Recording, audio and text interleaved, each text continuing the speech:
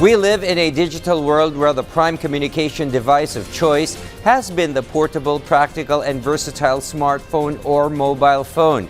It is a must-have personal accessory even for kids who go to school.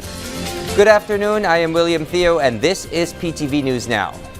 Sadly, however, the ubiquitous and ever-utile smartphone is having a deleterious effect on school children. The results of a recent poll commissioned by Senator Sherwin Gatchalian show more than 3/4 or 76% of parents who took the survey support a ban on cell phones in schools.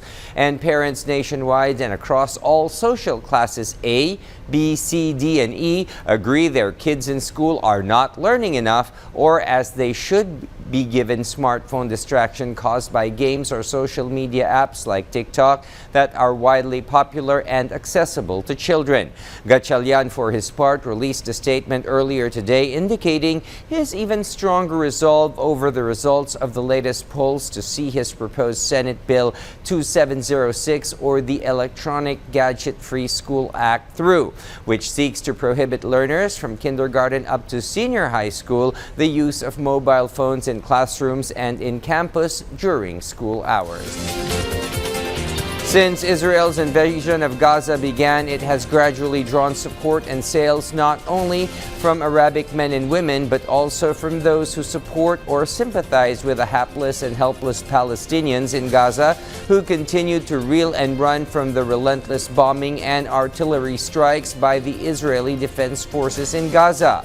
This shop owner in Hebron in the West Bank has seen a growing awareness for the Keffiyeh since the start of the war in early October last year. The Keffiyeh first burst into the scene in the 1930s as an all-white scarf, large kerchief or headdress, and morphed or evolved into the checkered version in the 50s and 60s. Perhaps its most popular customer was former Palestinian Liberation Organization chief who wore it over his head in a triangular headdress as he pursued his militancy and struggle for a free Palestine nation. In addition, Laila Khaled, staunch member of the Popular Front of the Liberation of Palestine and the first woman to ever hijack an airplane, also popularized it as a headdress that is wrapped around her neck.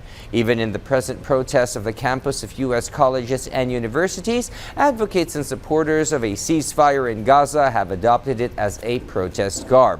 To the point, the Keffiyeh has been banned in Germany, Canada, Tunisia, and France. And since then, the Keffiyeh was the prominent wear by 3 students in New England state of Vermont, where they were shot for wearing it and speaking Arabic.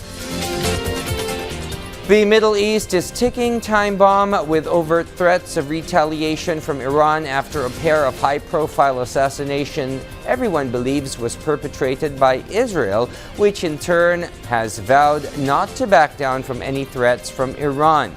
Hence, Potus Joe Biden is seeking the help of Jordan and cooler heads in the Middle East to diffuse the tension, as VOA's Anita Powell reports from the White House. Tensions are running high throughout the Levant, with Israel facing threats from Iran and along its northern border, as its forces try to quash Hamas in Gaza after nearly 10 months of conflict. And in Washington, President Joe Biden is attempting to cool things down after last week's assassinations of 2 top anti-Israel figures. The White House said over the weekend that it is committed to a hostage release and ceasefire deal that is so far being elusive, but emphasized that Washington stands ready to respond and has surged military resources to the region. White House National Security spokesman John Kirby spoke on Fox News Sunday. We still believe a ceasefire deal is the best way to bring this war to an end. It's also, we believe, very possible. We still believe the gaps are narrow enough to close. The other thing that we've been doing since the 7th of October is making sure that not only Israel has what it needs to defend itself, but that this war doesn't escalate to become something broader. Analysts say this is a tense moment. I think one of the reasons that this is also scary, to be honest, for everybody, is that it isn't clear what the United States can do when we're on the brink like this. Advocates for the American Muslim community, which has criticized Biden's strong support for Israel, say Washington should take a firm line on Israel's aggression in Gaza. The United States possesses a wide array of diplomatic and political tools to hold Israel accountable, whether that's withholding aid, ammunition, weapons, political support, or sanctioning more of Israel's far-right settlers that have been engaged in violence. Prime Minister Benjamin Netanyahu said Israel was determined to stand against Iran and its proxies on every front. Anyone who murders our citizens, anyone who harms our country will be held accountable. He will pay a very heavy price. Jordan's foreign minister recently paid a rare visit to Iran's capital, Tehran, and Biden on Monday spoke to Jordan's King Abdullah II about de-escalating tensions in the region. Hall says U.S. diplomacy with Iran through a regional mediator such as Qatar or Jordan may be the best way forward. To speak to Iran, try to address their concerns, but also to be essentially a conduit for the United States to ensure that there's some kind of open channel during these particularly scary times.